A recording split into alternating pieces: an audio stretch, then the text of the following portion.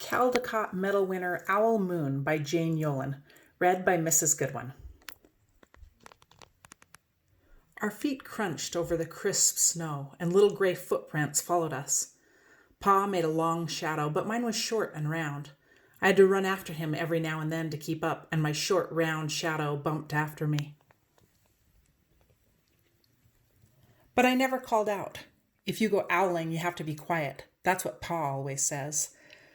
I had been waiting to go owling with Pa for a long, long time.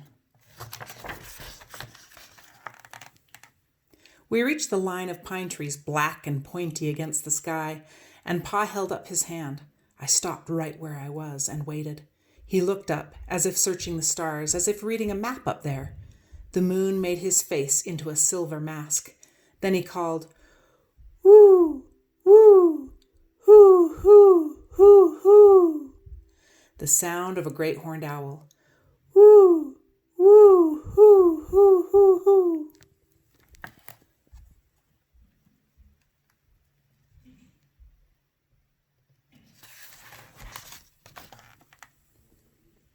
Again he called out, and then again. After each call he was silent, and for a moment we both listened. But there was no answer. Pa shrugged and I shrugged. I was not disappointed. My brothers all said sometimes there's an owl and sometimes there isn't.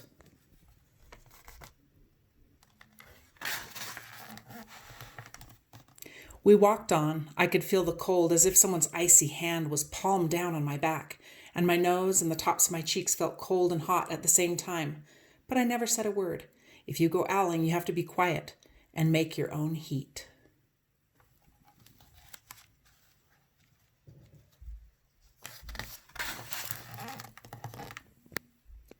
We went into the woods. The shadows were the blackest things I had ever seen. They stained the white snow. My mouth felt furry, for the scarf over it was wet and warm. I didn't ask what kinds of things hide behind black trees in the middle of the night. When you go owling, you have to be brave.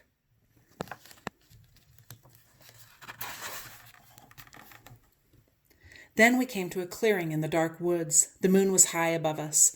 It seemed to fit exactly over the center of the clearing, and the snow below it was whiter than the milk in a cereal bowl.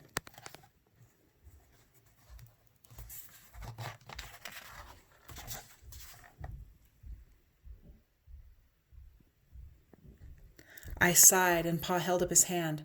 At the sound, I put my mittens over the scarf over my mouth and listened hard. And then Pa called, "Woo, woo, hoo, hoo, hoo, hoo. Hoo, hoo, hoo, hoo." I listened and looked so hard my ears hurt, and my eyes got cloudy with the cold. Pa raised his face to call out again, but before he could open his mouth, an echo came threading its way through the trees. Woo, woo, hoo, hoo, hoo.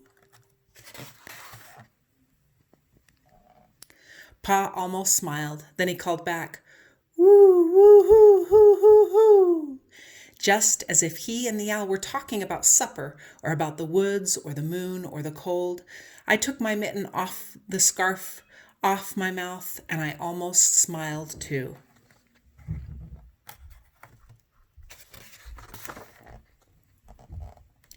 The owl's call came closer from high up in the trees on the edge of the meadow. Nothing in the meadow moved. All of a sudden, an owl's shadow, part of the big tree shadow, lifted off and flew right over us. We watched silently with heat in our mouths, the heat of all those words we had not spoken. The shadow hooted again.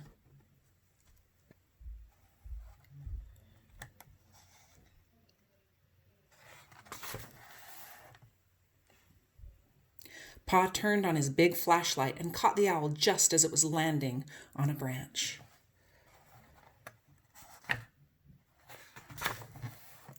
For 1 minute, 3 minutes, maybe even 100 minutes, we stared at one another.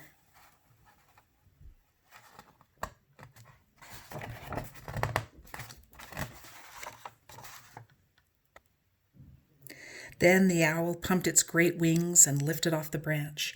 Like a shadow without a sound, it flew back into the forest. "Time to go home," Pa said to me. I knew then I could talk. I could even laugh out loud, but I was a shadow as we walked home. When you go owling, you don't need words or warm or anything but hope. That's what Pa says. The kind of hope that flies on silent wings under a shining owl moon.